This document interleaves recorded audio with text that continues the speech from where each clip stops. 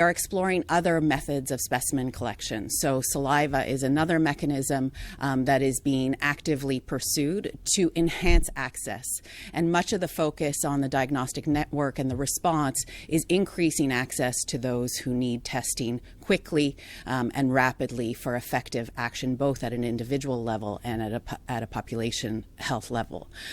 So with respect to the nasal swab specifically in the pharmacies, it does perform well, not quite as well as a nasopharyngeal swab, but it is a reasonable alternative. And with that, I'll pass it over to Matt Anderson about its use in the assessment centers. Thank you.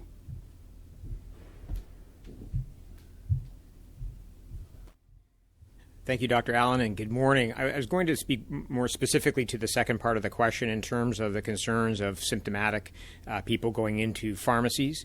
This is why the pharmacies will be doing scheduled, so they will not be walk-in. And at that schedule, when they're doing the scheduling, there's a screening process that can go on. Anybody who is judged as symptomatic or at risk will be instructed to go to an assessment center instead of the pharmacy. Thank you. Follow up? Yes, thank you. Also, just a more general question. Do you have a better understanding now than we did several months ago about why some people are affected so dramatically by COVID-19 and some aren't, and some will remain asymptomatic? I think we are continuing to learn more about this new infection every day based on what's happening here and across the country and across the world. What we do know is that people who are older tend to get more serious infection. And of course, one says, well, how old is older? And it starts at around 50 and it starts to go up. It gets very high risk, 80 plus. The other thing is people with underlying conditions, chronic health conditions, are more at risk. Children do not seem to be seriously affected in general. But we're still learning. What are the factors that make somebody more susceptible to a serious infection? But at this point, those are the ones we're aware of. Next question. Your next question comes from Ashley Legasic with News Talk 1010. Please go ahead. Hi, doctors. Thank you for taking my question. For some time now, we've been hearing that any Ontarian who wants a test can get a test. Is the tone changing now? Should low-risk, asymptomatic patients with no known exposures be getting tested at all, even at pharmacies? I will give a general answer and then turn it over to Dr. Heyer. I think our focus as we move into, what is looking like the second wave, we are learning from what happened last spring with the first wave. And we know that over the summer, when we opened up testing to anybody who wanted it, we did not find cases. So right now, we need to focus on people who are symptomatic, people who are contacts, people in outbreaks, or in very specific populations where we have designated that testing needs to occur. So I'm going to turn over to Dr. Heyer. Thank you.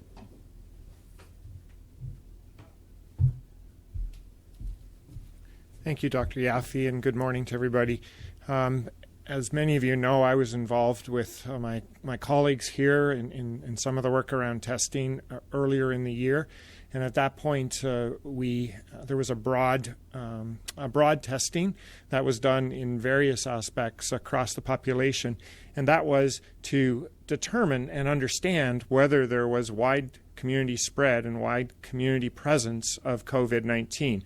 What we learned was there wasn't, and it was very important and very key for us to understand that.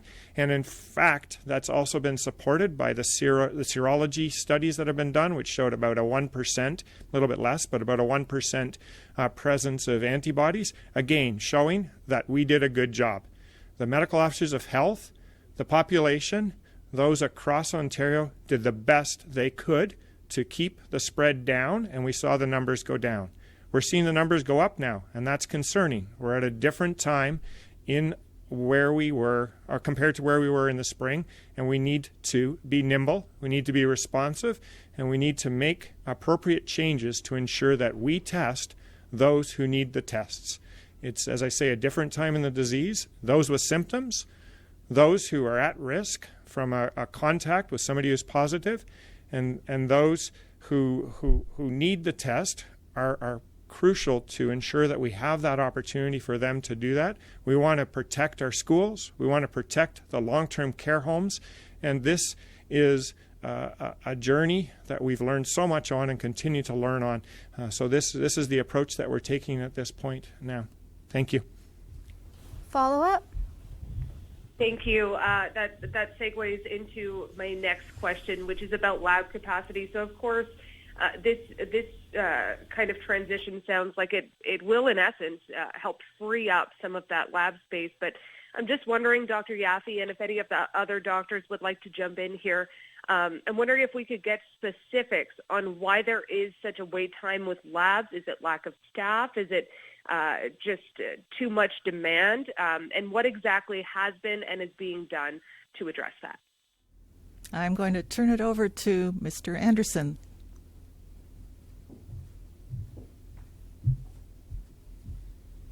Great. Thank you for the question. Thank you, Dr. Yaffe. So I'm going to just pull that question apart a little bit and make sure we understand there's two parts to this process. There's specimen collection that goes on at our assessment centers, and then there is lab processing that goes on in behind that actually produces the result of the test. The lab processing is what sets the pace for our capacity. And then we can take on or add, if we need to, on the specimen collection. Specifically on lab capacity, we've been working to build up our lab capacity since really early March. We've seen about a 350% increase in our total lab capacity.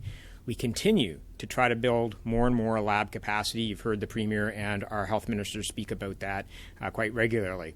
The main drivers behind our lab capacity are threefold. We need to ensure and continue to acquire more equipment, which is all underway. We also need to work with our global supply chain right now. As you can imagine, all across the world, everyone is bringing on more testing capacity. So global supply chain remains a challenge for us, but that can be a rate limiter for us. And the third is on our human resources. And just to do a quick shout out to our lab techs all across this province who are working night and day to try to enhance and build up that capacity that we've been talking about. So that capacity will continue to grow, and we have intention, and we've been supported by the government to continue to grow the capacity throughout this season and into the new year. One other comment that I would make, and I think I will go just pick up on one of the comments that Dr. Allen made earlier. The other thing that will assist us as we build up that capacity are as other technologies come online. As you heard from Dr. Allen, this particular technology, lab process, is sort of the gold standard for diagnostics. We are working to see if there's other modalities or other types of tests that can come on that will help us build that capacity even faster. Thank you. Next question. Your next question comes from Chris Herholt with CP24. Please go ahead. Hello, doctors. Where does this guidance leave the requirements for negative tests before visiting long-term care homes? Can those people still attend assessment centers, or are they going to be moved to pharmacies now? Those requirements, as set out by the Ministry of Long-Term Care, are part of the targeted testing that can go to an assessment center or can go to a pharmacy at this point. Well, the pharmacies don't start till tomorrow, and that's being expanded, but they can go to an assessment center. Yes. Follow up? Okay, and this is for all of you. Right now, when can you predict our daily capacity for PCR test turnaround can reach 50,000? Minister Elliott said earlier this week that we could hit 50,000 sometime in the next 2 weeks. Is this feasible or reasonable? Okay, I think Mr. Anderson is coming back.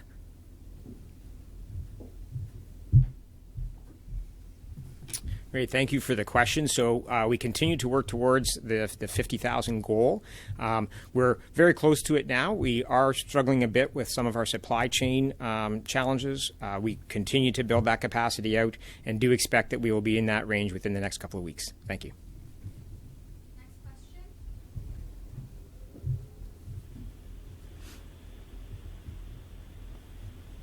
Your next question comes from Sean Jeffords with the Canadian Press.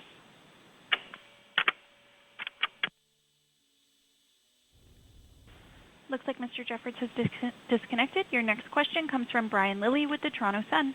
Please go ahead.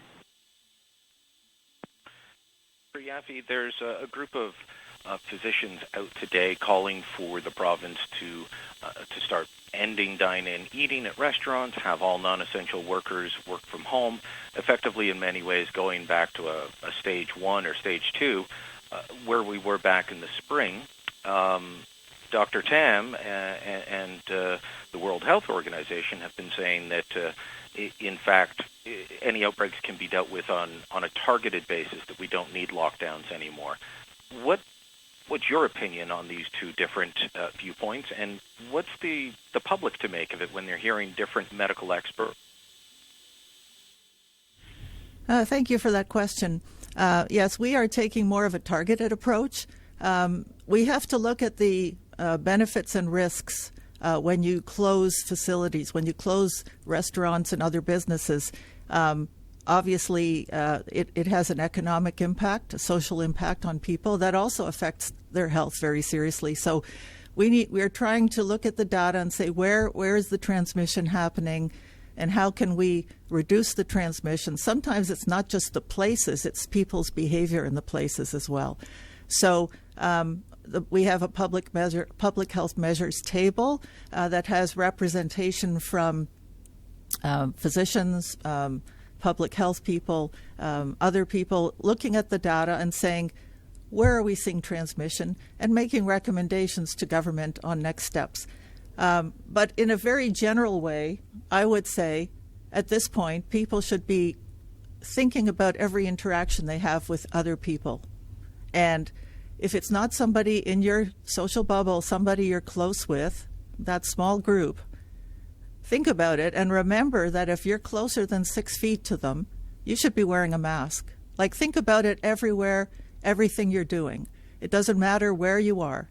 And that's really the message. Other members of the health table looked at on whether there was an increase across Ontario in terms of overdoses and other negative health outcomes as a result of the lockdown that we went into. And if so, how does that factor into your ongoing deliberations? Well, our table hasn't specifically looked at that, but we are certainly aware of that. And Dr. Heyer may want to speak to the overdose specific situation, but there are many looking at the other ill effects, mental health, suicide, overdose, all sorts of other negative effects that have happened either from the infection itself or the measures that have been put in place to control the infection. So we always have to keep this in mind as we decide, as we make recommendations on what to do. We cannot just close down everything and assume everything will be fine. I don't know if Dr. Heyer might want to speak to the overdose question. Thank you.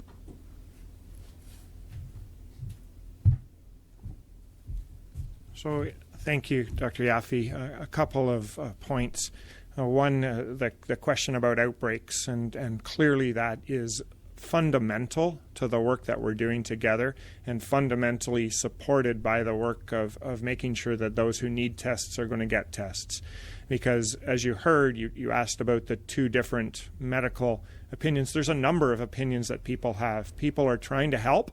People are all working together, and people are trying to make a difference to stop this disease and to do our best to make sure that people stay well. Everybody needs to be considered, and their voices need to be thought together, and people should continue to work together to come up with the best possible solutions. So this is an example of a decision that's being made informed by what's happening within COVID to help focus on outbreaks, focus on those with symptoms, and ensure that we're taking the best steps to maintain the second part of the question, which is how do we make decisions about opening and closing certain establishments.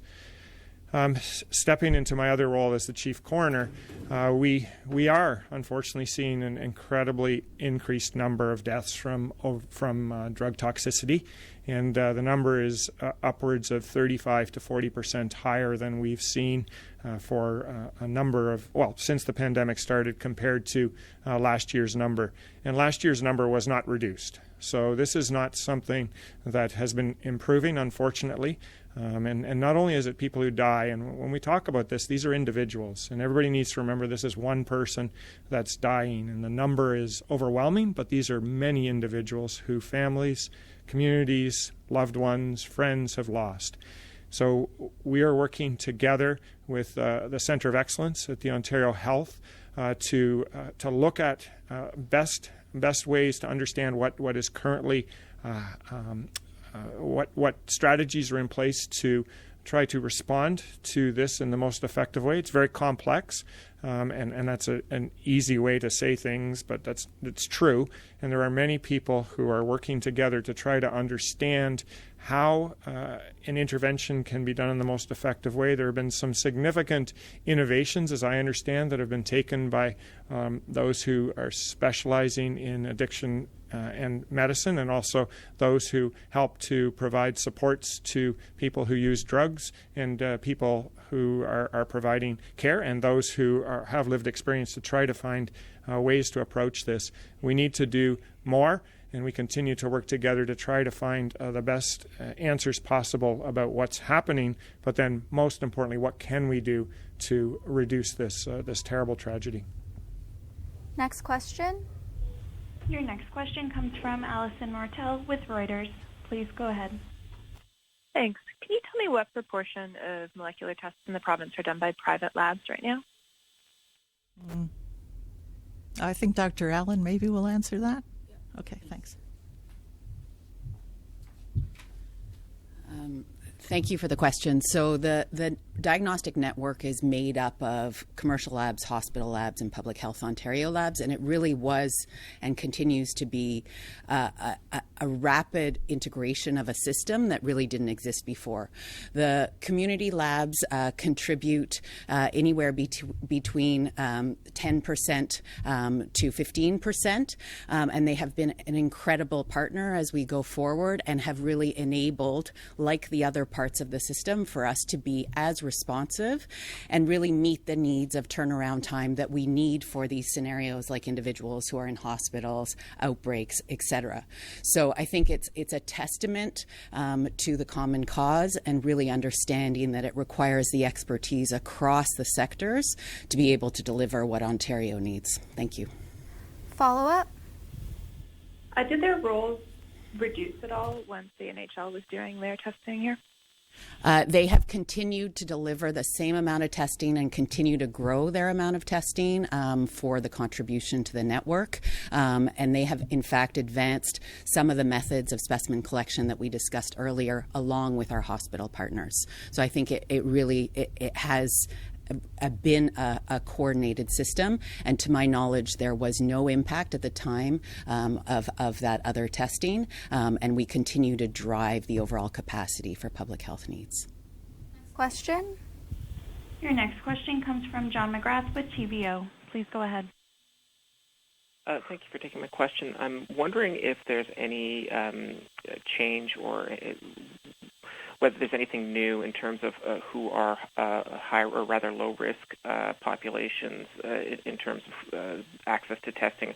Who is no longer going to be, or what groups will no longer be prioritized for COVID-19 tests? Well, I mean, so far our priorities have been the same as they still are, which is people who are symptomatic, people who are contacts of known confirmed cases, and outbreaks. I think what you're asking about is asymptomatic people. And here we're looking at people who live or work in a setting where the risk may be increased, and there's a concerted policy by the Ministry of Health to do targeted testing. So, for example, currently it is long-term care, some other congregate settings, but I would say, generally speaking, people your average person out there who, is not exposed to a case, it's not part of an outbreak, has no symptoms, should not be going for testing. There's of no value. In fact, what we found is when there's very little COVID in that group, what we end up with is false positives, which just complicates things even more and causes a lot of concern and effort that's unnecessary. What we need to do is focus on the cases and their contacts and outbreaks and get the turnaround time down so that we can actually prevent and control spread of this infection in that group. In terms of the COVID Alert app, this is my understanding is the app gives people the prompt. You've had a contact with somebody, consider getting tested. Is there going to be any modification to the software to tell people, like, you may have had a contact, but unless you are in a high-risk group, do not get tested? No. In fact, the COVID Alert, if you get an alert, that means you have been a contact of a case. And that is one of the groups that needs to get tested. So we're very much continue to encourage people to get that app on your phone so that if you are in contact with a case and you don't even know about it, you will be alerted and can go for testing. Next question. Your next question comes from Jeff Gray with the Globe and Mail.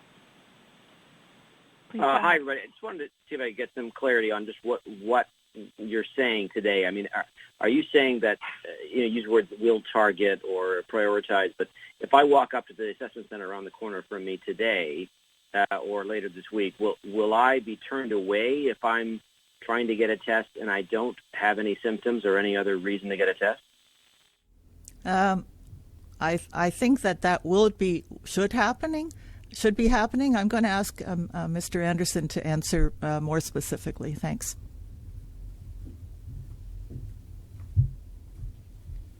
Great. Thank you, Dr. Yaffe, and thank you for the question. And that is what we're talking about.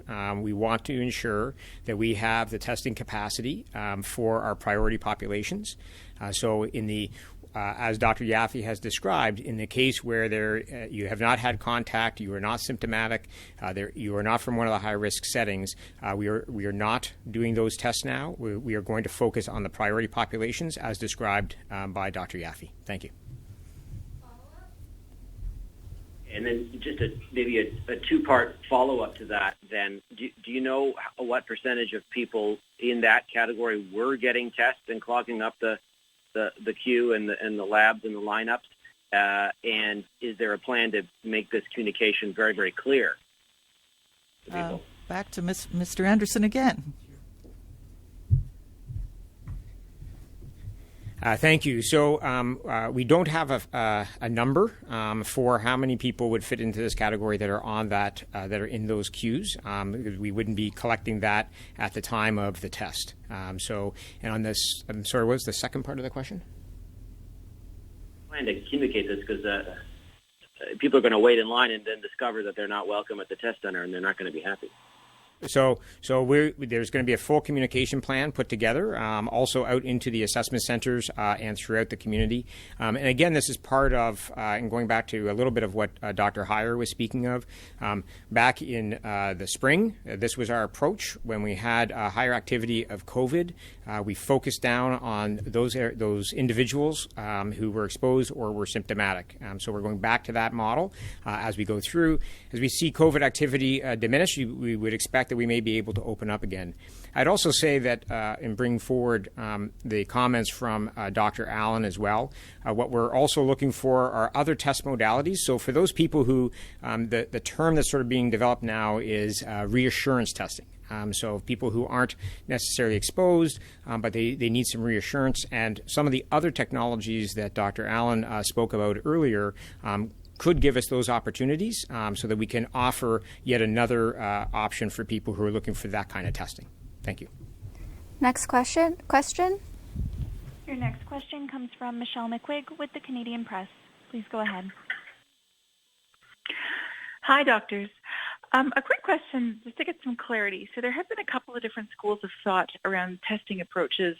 The way I've heard the province's strategy to date has been described as symptom-oriented, where you're going and targeting testing at where the symptoms are, versus risk-based testing. So that's more proactively going into areas of higher risk, which the province has done in long-term care facilities, but not necessarily in some other settings.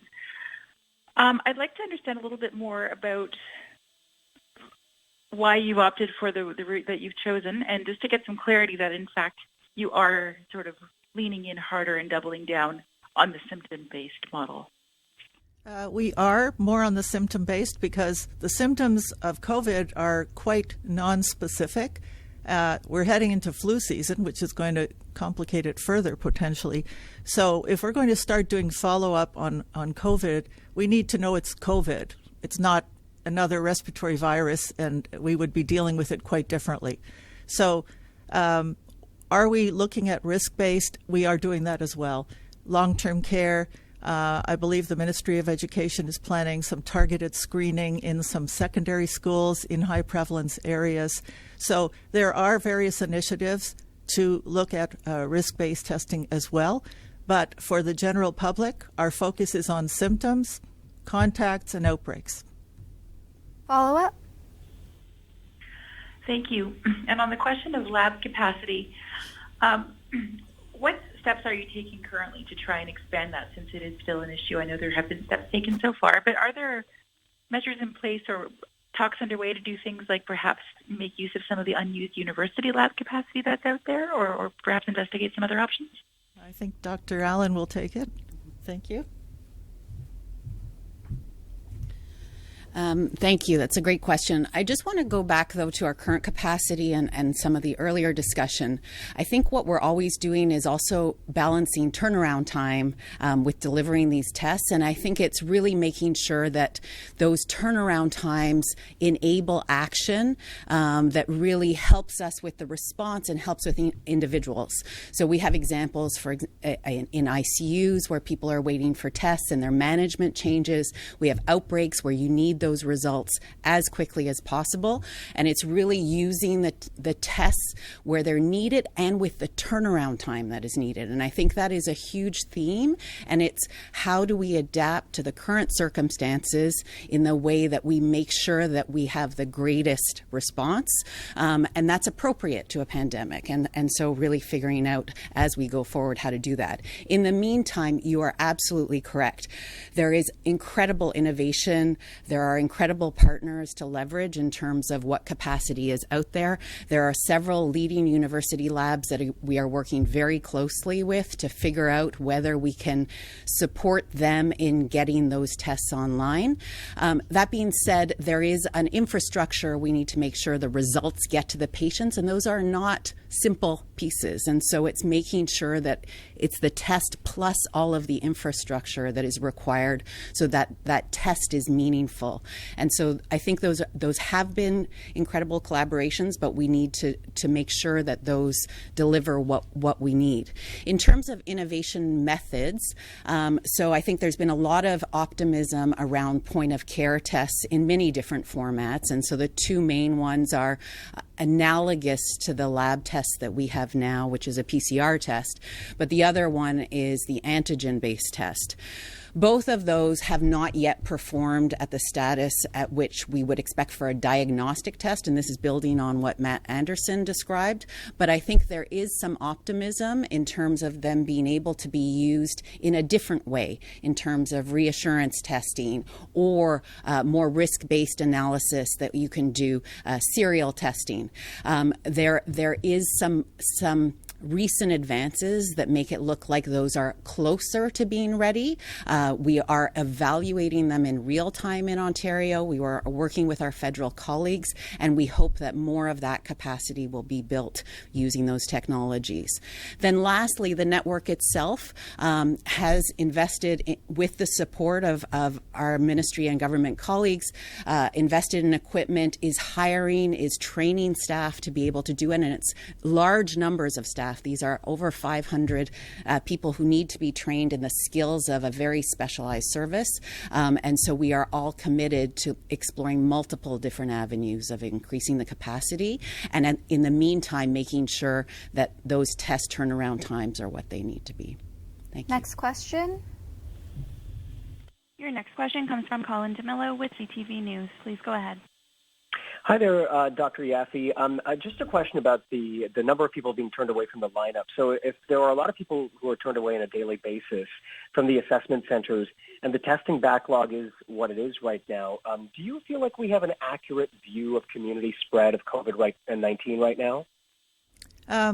I think we have a pretty good view of what's going on, keeping in mind that the data we see, the test results we get now, reflect people's behavior 10 to 14 days ago, right? Because I get exposed, I get sick, I go for a test, then the test result, and for me to get infected, the period of exposure might have been up to 14 days before that. So, as best as we can, we know that we're somewhat behind because of the very nature of the infection and the way people, have to go for a test. And it's not so much the test itself that's slowing it down. It's the fact that people can be incubating for up to 14 days, and then they have to go get the test. So as best as we can, we have a pretty good picture. We see the numbers are generally going up. About 50% of our cases continue to be in the 20 to 39 age group. However, and it's primarily the dense urban areas, but we are starting to see little creeping up numbers in some of the other places across the province. And we know from experience in other jurisdictions, it may start in the young people, but it may eventually go to the older folks. And the older folks are the ones who are more at risk. So we're working very closely as well with the Ministry of Education, Long-Term Care, and other ministries to see what's going on with all the various settings, congregate settings in terms of that as well. So yes, I think we have a pretty good idea of what's going on. Thanks. Follow up. And just a two-part follow-up. I mean, there are probably people waiting in lineups right now as we speak. So I'm wondering, the change made, is that as of right now? So people who are, let's say, almost at the front of the line, they don't have symptoms, low risk, what's going to happen? Are they actually going to be turned away without getting a test? And secondly, if asymptomatic patients are no longer being considered who are low risk, what is the point of pharmacy testing? What are they actually going to be testing, or who are they going to be testing? I'm going to ask Matt Anderson to answer that. Thanks.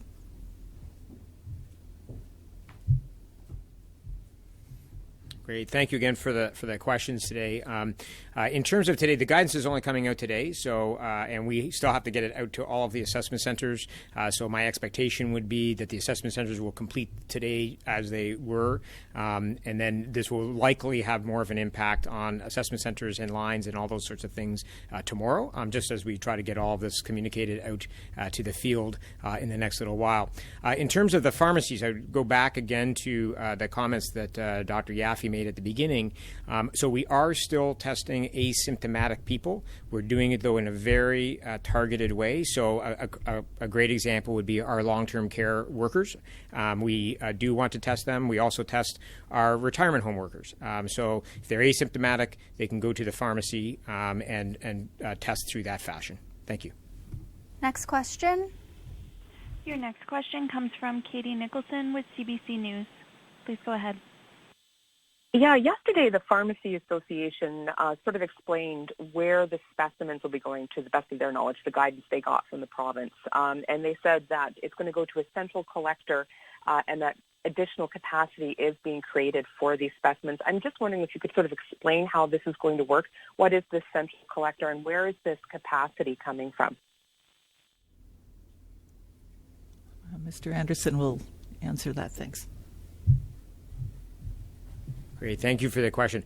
So we are dedicating a certain path for those tests to try to take it offline from our main labs that we're already using. That has not been confirmed yet. That's the plan. We're still working through with various providers to see if we're able to do that. We're opening up all channels to see where can we acquire more capacity, perhaps from other provinces, perhaps from outside of the country in the U.S. But these are paths that we're looking at now the idea is to try to channel that those asymptomatic tests in a particular way so that we can do better measurement and understand the impact that we're having there.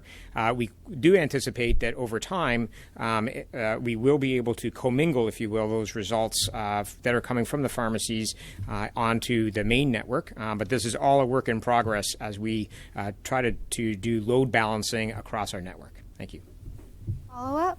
That. I do wonder, too, about the new guidance today. How do you plan to police that when folks are coming into the lineup who are asymptomatic, who don't have symptoms, and who are seeking for a test? I mean, people could fudge that. People could, not necessarily be forthcoming. So how do you plan to actually enforce this? A very big part of this is an appeal to the public. This is, we're all in this together, and the residents of Ontario did an absolutely wonderful job back in the spring when we had similar type of testing guidance. We do rely on people. We're not going to be asking the assessment centers to police. And so when people come forward, we are asking all of the public to respect that this is what we need to do. This is what we're going to need to do to protect the most vulnerable.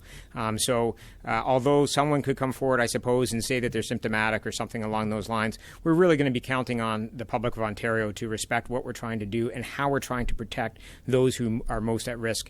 And our track record is fabulous. This is what we did in the spring. This is how Ontarians responded, and we're counting on that as we go through this wave as well. Thank you. Next question, and this is going to be the last question. Your final question comes from Natasha McDonald with Radio Canada. Please go ahead. Hi. From the document, and correct me if this is not new, but you're saying that if the test result is negative, asymptomatic contacts must remain in self-isolation for 14 days from last exposure. I'm wondering how you're planning on communicating and enforcing this, because you could expect reasonably that a lot of people will either be reticent or outright not agree or not want to self-isolate for 14 days. How are you going to go about this? I don't have the document in front of me. I assume you're talking about contacts of a case. The test at first may be negative, but they may have been, they were exposed, their contact. They may still be incubating, and they wouldn't have any evidence of infection if you test them at the beginning. So we know the incubation period is up to 14 days. That's why we ask for them to self-isolate for that period. If they develop symptoms during that period, they get tested. If they're fine by the end of the 14 days, that's great. Back to normal life. Follow up, and this is the last question. The Ontario Council of Hospital Unions has expressed concerns about testing in pharmacies. So they're wondering how safe it is to have people who may have direct contact with a COVID-19 positive case heading to pharmacies. Does it pose a risk for community transmission, and so should seniors and at-risk individuals avoid those pharmacies? Well, I know that the pharmacies are going to be using an appointment system. They'll be screening people before they come. If they have any symptoms, they will be redirected to an assessment center, and the pharmacies will put in a very comprehensive health and safety plan so that those people coming for COVID testing will not be mixing with other people in the pharmacy. Thanks, everyone. Thank you.